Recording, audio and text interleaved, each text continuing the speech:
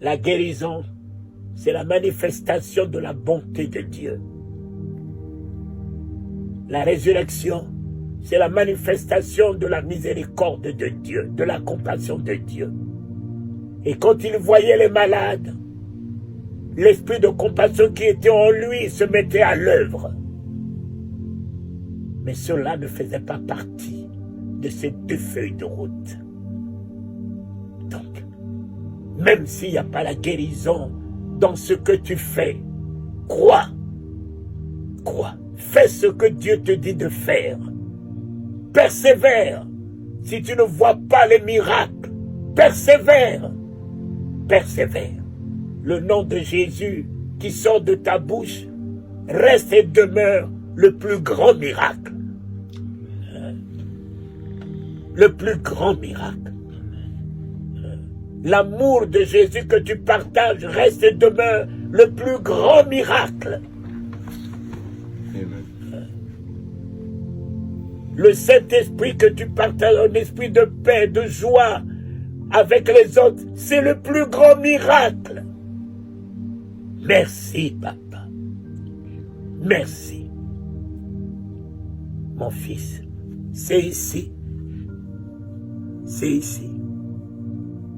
Tout est là. Tout est là. Cet homme, pour rentrer là-dedans, il a fait cuire ça 40 jours et 40 nuits dans le désert. Cet homme, mon cher ami, pour affronter la mort, il a passé toute la nuit dans le jardin de Gethsémane avec ça.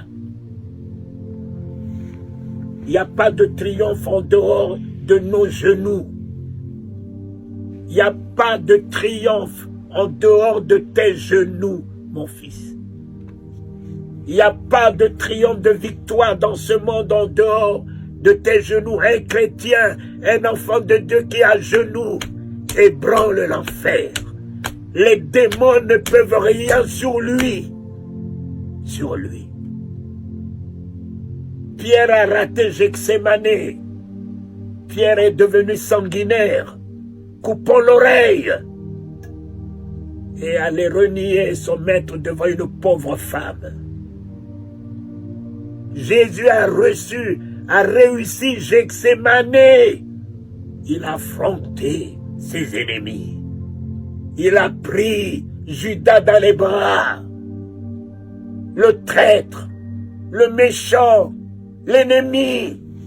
Au lieu de nous détourner de nos ennemis, au lieu de ne pas leur tendre les mains, lorsque tes genoux sont par terre toute la nuit, tu as la hauteur au-dessus de leur méchanceté. Tu prends de la hauteur au-dessus de leur ingratitude. Tu prends de la hauteur au-dessus. Il a pris Judas, il l'a appelé mon frère. Mon frère. Oh Seigneur, tu as trouvé tout cela où? Il a trouvé tout ça dans le jardin de Gethsémane.